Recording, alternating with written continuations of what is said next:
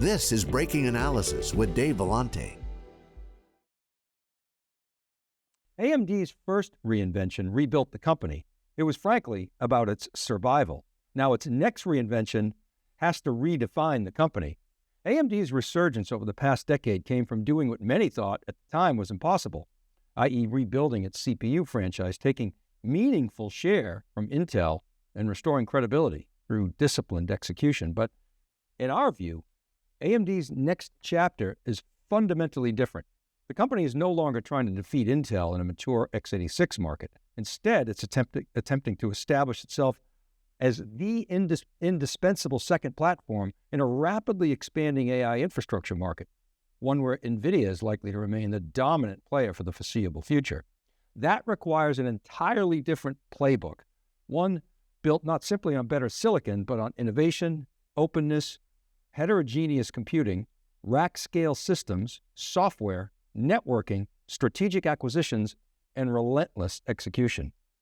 AMD, in our view, is not trying to repeat the beat Intel playbook. It doesn't need to. It doesn't need to apply that to NVIDIA, and it won't succeed if that's what it does. And in this breaking analysis, we'll examine how AMD engineered one of the most impressive turnarounds in semiconductor history, why that formula worked against Intel and why it won't work the same way against NVIDIA, and whether Lisa Su's strategy can transform AMD from an x86 comeback story into one of the defining AI infrastructure platforms of the next decade. Now, this slide here captures the central premise of our analysis. AMD's first reinvention was really a comeback story. It rebuilt the company by taking share from Intel in a mature x86 CPU market. But this next reinvention is, as we said, fundamentally different. The objective is not to beat NVIDIA. In our view, that is the wrong way to think about this. NVIDIA has built one of the strongest technology platforms the industry has ever seen, and we believe it's likely to remain the dominant AI infrastructure supplier for the foreseeable future. Instead, AMD's challenge is to define what success looks like in a market where NVIDIA remains number one for a while. Now, that's a very different strategic problem. Rather than trying to displace the incumbent, AMD is positioning itself to become the indispensable second platform for AI infrastructure, built around EPYC CPUs, Instinct accelerators, ROCm software, rack-scale systems like Helios, and a strategy centered on openness, heterogeneous computing, and disciplined execution. Now, to emphasize the key point of our analysis, the goal is obviously not to be number one. It's not going to be number one in this new space. The goal is to become an indispensable alternative in a market where supply is far outstripping demand for the foreseeable future. Now, to understand AMD's next reinvention, we first have to understand where it came from. Its turnaround was the result of a convergence of three strategic decisions. First, the company finally let go of what had become a structural disadvantage. Jerry Sanders, the company founder, famously said, "Real men have fabs." Clinging to the integrated model, that nearly killed the company. But by spinning out Global Foundries in 2009, AMD embraced the fabless model, allowing it to focus on design while leveraging TSMC's manufacturing leadership. Second, AMD rebuilt its technical foundation. Jim Keller, who, by the way, is now CEO of Tenstorrent, which was rumored to be in talks with Qualcomm to be acquired for $10 billion last month. Looks like that's not going to happen. Well, anyway, Jim Keller returned to help architect Zen with Mike Clark, leading the CPU microarchitecture effort. Zen, wasn't just another processor. It completely reset AMD's roadmap and restored the company's engineering credibility. And of course, the third piece here, Lisa Su transformed a sound strategy into disciplined execution. After she became CEO in 2014, at the young age, by the way, of 44 years old, she consistently delivered on the roadmap, launching Ryzen into the PC market and EPYC into the data center. Now, more importantly, she rebuilt credibility with customers, partners, and of course, Wall Street by doing what she said she would do. The key point is AMD's first reinvention wasn't just simply a CPU comeback. It rebuilt the company through architecture innovation, relentless focus, and execution, and laid the foundation for everything the company is trying to accomplish today in AI. Now, the first reinvention succeeded because it attacked a very specific problem. Intel's manufacturing leadership began to falter after, just as AMD's architectural execution started to improve dramatically. So that was fortuitous. Now, the Zen microarchitecture reset the company's CPU roadmap. They chose chiplets, which allowed AMD to give its customers choice. It gave them economic advantage, and it gave AMD engineering flexibility as the market shifted. This was a big deal as it lured customers away from a faltering Intel. And then EPYC execution came with remarkable consistency, delivering a predictable cadence of new products into the data center from the start in Naples in 2017 through Milan and Genoa during the pandemic into Venice, which is not showing here, but we're going to hear a lot about at AMD's Advancing AI event in the coming week. It's the latest in a long line of world-class processors, and perhaps most importantly, Lisa Su established a reputation for execution. Quarter after quarter, generation after generation, AMD did what it said it was going to do.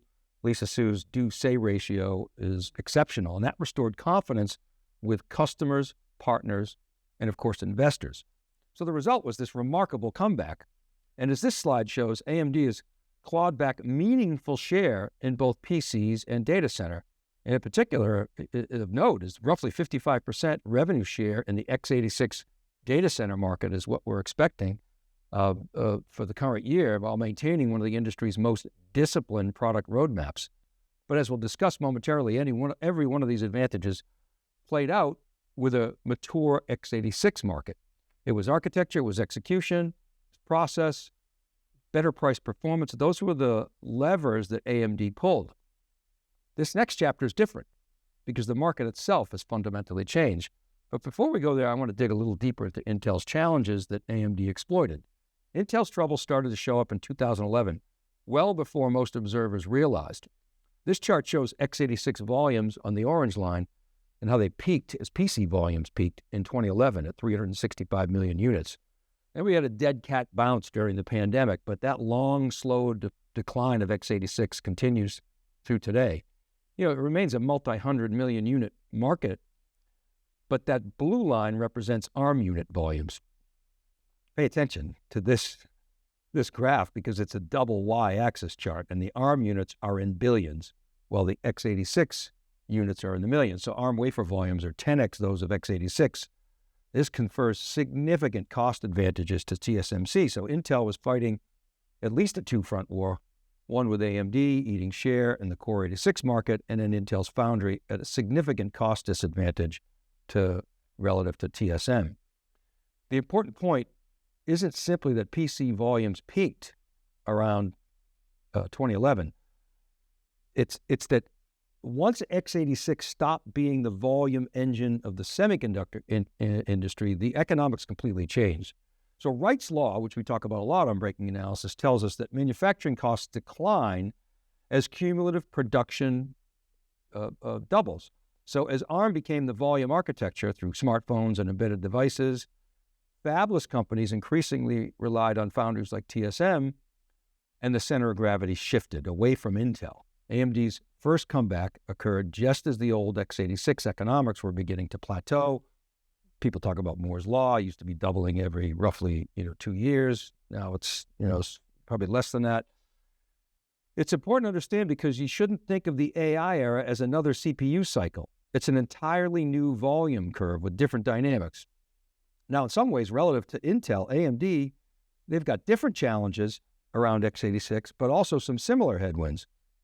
So AMD doesn't have foundry commitment and doesn't have that drag on its P&L like Intel, but the market is shrinking for both companies. And it's going to be increasingly difficult for AMD to gain share at a rate similar as it has in the past, especially as Intel gets its financial act together under Lip-Bu Tan. Now, a parallel play that AMD can run, in our view, is to be a bridge from x86 to the AI factory era. Because it has a strong position in x86 data center and is ahead of Intel in AI, it's in a position to affect that transition.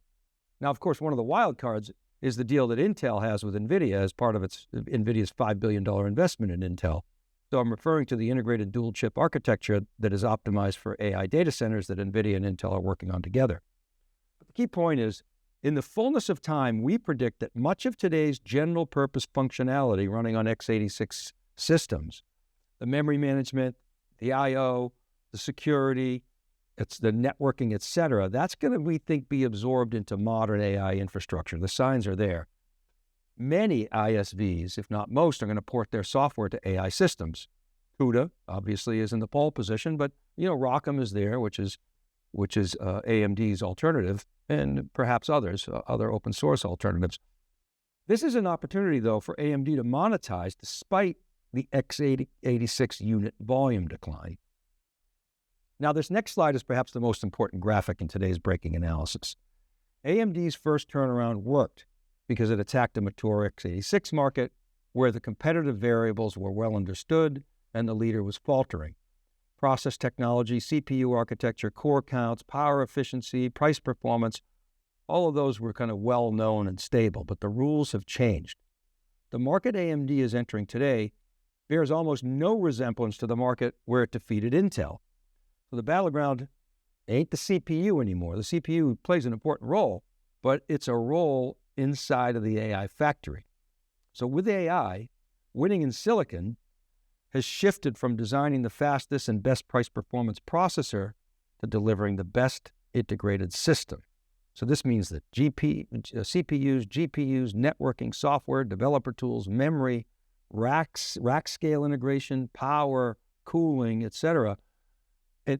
Ultimately, they determine the economics of AI itself. In other words, the basis of competition has shifted from individual components to complete platforms. And that's where NVIDIA's advantage becomes much more difficult to overcome. NVIDIA's lead isn't just in silicon. It's software, it's CUDA, it's networking through Mellanox and NVLink and now Spectrum-X. It's rack scale engineering, it's system integration. It's an ecosystem that has been growing for nearly 2 decades. And that's why we believe that AMD can't simply repeat the Intel playbook. The game itself has changed. So the CPU, it was the center of computing in the previous era. The GPU became the center of AI, and the AI factory is becoming the center of enterprise infrastructure. And we've argued for some time that the AI factory becomes the physical foundation of what we call the system of intelligence that's further up the stack than today's discussion allows for, but that's ultimately where applications are going to be built, where the customer value resides, and the AI factory is going to power that from an infrastructure standpoint. So if AMD can't repeat the Intel playbook, what exactly is the new playbook? Well, in our view, it can be summarized in 3 layers that we show here. Build the core, buy the gaps, and then seed the ecosystem. Let's explain that. First, AMD is continuing to invest organically in what differentiates the company. EPYC CPUs, Instinct AI accelerators, ROCm software, its chiplet innovation, and of course, its overall product roadmap. Think of these as the crown jewels. Second, where time to market matters more than building everything internally, AMD has been quite remarkably disciplined with acquisitions. Xilinx brought adaptive computing via field programmable gate arrays, FPGAs. Now, Lisa Su, just as an aside, at last year's Investor Day called out the fact that they made $60 billion in acquisitions. $49 billion of that was for Xilinx, so that's a pretty important acquisition. But there's Pensando, which added DPUs and networking expertise and is a critical part of the portfolio, which you're going to hear more about at Advancing AI this coming week. And ZT Systems gets AMD into rack scale systems integration more quickly. So rather than acquiring adjacent businesses to drive revenue per se, AMD has largely acquired bottlenecks, i.e. pieces that would have taken years to develop organically. So you got EPYC, here comes Venice, Instinct, ROCm, Xilinx, Pensando, ZT Systems, and et cetera. And so we think that's exactly what's happening here. AMD isn't acquiring revenue, it's acquiring bottlenecks, and it's investing where ecosystem flywheels matter. And that's why there's a big push by AMD into open standards, which brings us to the 3rd layer here on this slide, investments in the ecosystem. So that means software, developer tools.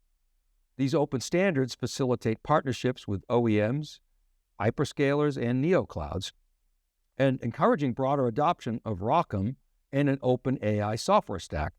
So taken together, this is much more than a silicon chip roadmap. It's a platform strategy, and that's an important distinction.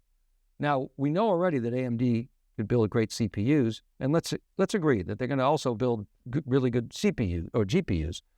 The new game and the real test is whether it can make all of these pieces behave like a single deployable platform.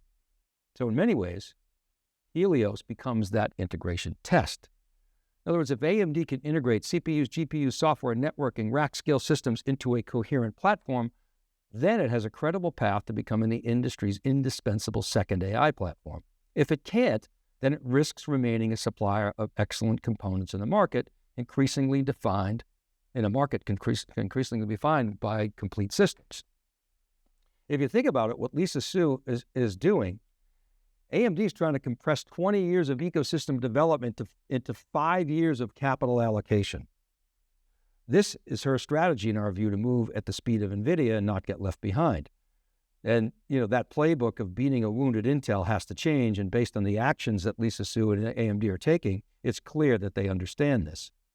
Now, at the risk of oversimplifying things, this slide summarizes where we believe AMD stands today relative to NVIDIA. And the first takeaway is obvious. NVIDIA leads in integrated AI platforms. Its advantage extends well beyond GPUs. CUDA is given it the developer mindshare. Networking. The Mellanox acquisition is going to go down in history as one of the greatest in enterprise computing history, with NVLink, now Spectrum X, its implementation of Ethernet, rack scale systems, and nearly 2 decades of ecosystem investment and development, libraries, creates a formidable moat that AMD is not going to erase. But that doesn't mean AMD can't do well. Its strengths are different. AMD remains a leader in x86 server CPUs with EPYC. It has built a compelling portfolio through Instinct, Xilinx, Pensando, and Helios, and perhaps most importantly, it offers customers something the market increasingly values: optionality. Our assessment is that NVIDIA while they maintain clear leadership in software, networking, integrated systems, and overall platform maturity, AMD's opportunity lies elsewhere. First, becoming the industry's most credible second source platform. Second, leveraging its existing enterprise CPU relationships. And then third, competing aggressively in inference where cost, availability, power, efficiency, and workload economics may matter more than absolute peak performance and give customers maybe a lower cost CapEx entry point. Finally, AMD's commitment to open standards gives it a messaging angle that will resonate with customers in a market where many enterprises and data center operators are becoming increasingly concerned about dependence on a single supplier. So the bottom line isn't that AMD is going to overtake NVIDIA. It's not. It's that AMD is steadily assembling the capabilities and deliberately assembling them, the ones that are required to become this indispensable second platform for AI infrastructure. And in a market growing this quickly, that has been enough to create enormous value. As we'll show in a moment, the company's valuation has skyrocketed, and there's probably plenty more room and potential to come. Now, everything we've discussed leads to this conclusion, that AMD does not need to beat NVIDIA. In our view, that's the wrong way to think about it. The AI infrastructure market is expanding so rapidly that there is definitely room for more than one successful platform. So winning doesn't mean becoming the category leader. It means becoming the industry's most trusted second platform. Why? Because hyperscalers don't like single source dependence. Enterprise customers want negotiating leverage. OEMs want choice and negotiating leverage. And the rapidly emerging neoclouds are often actively looking for differentiated infrastructure strategies. At the same time, inference is becoming an increasingly important battleground, one where economics, availability, power efficiency, and workload optimization can matter as much as peak benchmark performance. AMD's commitment to openness, industry standards, and heterogeneous computing also gives customers an alternative to NVIDIA's highly integrated proprietary platforms. Now, none of these advantages in and of themselves displace NVIDIA, but collectively they create a very credible path to becoming the preferred second platform. And that's why we think that AMD's opportunity isn't to become another NVIDIA. It's to become that indispensable alternative to customers who want choice. It's got to be resilient. They want flexibility in what is rapidly becoming the largest infrastructure market in computing history. Now, what would a breaking analysis be without some numbers? I mean, ultimately, the investment case comes down to the financials. The first point is one we've emphasized throughout this analysis. AMD doesn't need to beat NVIDIA to create a significant shareholder value. You can see here, it's, approaching $1 trillion in value, despite Friday's pullback when we record this. If the company captures even a mid-single digit share of the AI accelerator market, let's pin them at 6%. Maybe 2027 is a little aggressive to get that much share, but they'll sell every system that they can make, every AI system. But let's say they can get to that sort of mid-single digits and maintain its CPU leadership in x86. They can participate meaningfully in one of the fastest growing infrastructure markets we've ever seen. Second, AMD remains the strongest merchant silicon alternative. Broadcom is an exceptional company, but its AI business is primarily driven by custom ASICs built for hyperscalers like Google. AMD is pursuing a broader merchant platform strategy. And third, and this is important, we want to stress NVIDIA is not Intel. Jensen is in founder mode. He's leading the company that he started. NVIDIA's competitive position is fundamentally different than was Intel's. Its software ecosystem, its networking leadership, its systems integration, its margins and cash generation make an Intel style stumble far less likely. Finally, valuation, remains the debate. Interestingly, AMD often trades at valuation multiples that assume significant future AI success, while NVIDIA's extraordinary profitability, look at the cash flows, suggests it's undervalued. Well over $100 billion in annual cash flow. Look at the margin profile. It's just an unbelievable financial profile. Its growth rate is higher than any other competitor, and yet it's significantly larger from a revenue standpoint. Its margins are higher. Its free cash flow is higher.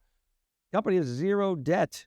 By the way, AMD's debt is minimal as well, unlike what you see with Broadcom and Intel. But anyway, very, very impressive profiles here. Our conclusion is pretty clear, however, that AMD has created and can continue to create substantial market value with a relatively small slice of what is a very large market. And investors should at the same time recognize that NVIDIA's leadership today, it's real and we think sustainable, which is precisely why AMD's strategy is centered on becoming the indispensable second platform rather than attempting to disrupt the market leader in the same way it did Intel. Ultimately, the success of AMD's strategy comes down to execution. And the good news is that execution has become one of Lisa Su's greatest strengths. Over the past decade, AMD has consistently delivered on very ambitious roadmaps. It's regained credibility with customers and investors and built one of the strongest engineering cultures in the semiconductor industry. That gives us confidence that the company can continue closing the gaps. But investors should also recognize that the challenges, they exist, they're substantial. CUDA remains one of the strongest software moats in technology history. Supply chain constraints, from whether it's high bandwidth memory and other memories and advanced packaging to energy and data center builders, the availability of those skilled workers, that's going to continue to matter, especially as big hope for AMD rests on the OpenAI deal to build out 6 gigawatts of capacity in 4 or maybe 5 years. Okay, ROCm is improving rapidly. It gets high mark, but it still trails CUDA in terms of ecosystem maturity and developer adoption. And NVIDIA continues to extend its lead in networking and rack-scale systems and integrated AI infrastructure, and it's has entered the CPU market. NVIDIA has an outstanding CPU strategy with Vera. And finally, timing matters. AI infrastructure spending is growing at an extraordinary pace today, but technology cycles, they're never linear. Slower execution changes as customer demand, if customer demand wanes, or there's some kind of normalization in AI investment. If hyperscalers, they're slated to spend $700 billion this year on CapEx, $900 billion next year. If that changes at all, because people are concerned about all this CapEx spending and the cash flow impacts, if that investment gets dialed down, It could affect AMD's trajectory. And if AMD, you cut in half what you think AMD is going to do, that's substantial for the company. You cut in half what NVIDIA is going to do or projected to do, it's still, rocketing. Now, obviously, both stocks would get hit, but nonetheless, NVIDIA's, trajectory would still be remarkable, whereas AMD's would be, quite less impressive. But we're assuming our base case is that this demand outstripping supply continues certainly through 2027 and probably into 2028. All that said, overall, we think AMD's strengths far outweigh its risks and is well positioned in this absolutely enormous market. But success won't look like AMD becoming another NVIDIA if we haven't made that point yet. It's going to be measured by executing well enough to become that great second platform for AI infrastructure with compelling economics, leadership and influence, and genuine customer choice, and a message of openness and heterogeneity. Of course, consistent execution is assumed. So let's close where we began. AMD's first reinvention was a comeback story. It rebuilt the company by beating Intel in a mature x86 market through better architecture, better execution, disciplined leadership, focus. Its next reinvention is fundamentally different. It's not a battle to replace or even beat NVIDIA. It's a race to become a second platform, the preferred second platform for AI infrastructure. And if Lisa Su and her team can successfully integrate EPYC, Instinct, ROCm, networking, rack scale systems, and the broader software ecosystem into a coherent platform, AMD doesn't have to and won't likely become the market leader. It simply has to become the trusted alternative that every enterprise or hyperscaler, OEM, and neocloud believes they should have in their AI strategy to close supply and demand gaps, to improve negotiating leverage vis-a-vis NVIDIA, i.e. keep them honest, and fill seams in the market. And in a market expected to be trillions of dollars annually in new infrastructure spending over the coming decade, that may be one of the most valuable positions in technology. So here's our breaking analysis action item. If you're responsible for AI infrastructure strategy, whether you're a data center operator, an AI architect, platform engineering leader, or a CIO, don't wait until you need a second platform. Go out and qualify one now. Benchmark AMD on real workloads. Validate the software stack. Understand where EPYC, Instinct, and Helios fit your architecture. Not because we believe NVIDIA is going away or is under fire or you should not use NVIDIA, quite the opposite. Because preserving strategic optionality today creates negotiating leverage, operating resilience, and architectural flexibility for tomorrow.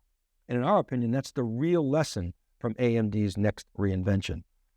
The mandate isn't replace NVIDIA everywhere, it's to build strategic optionality by qualifying AMD where it creates leverage for you and resilience and economic advantage for your company. Thanks for watching. I'm Dave Vellante for theCUBE Research, and we'll see you this coming week at AMD's Advancing AI event. Stop by theCUBE. We'll see you at Moscone West. We're upstairs, and we'll see you next time on Breaking Analysis.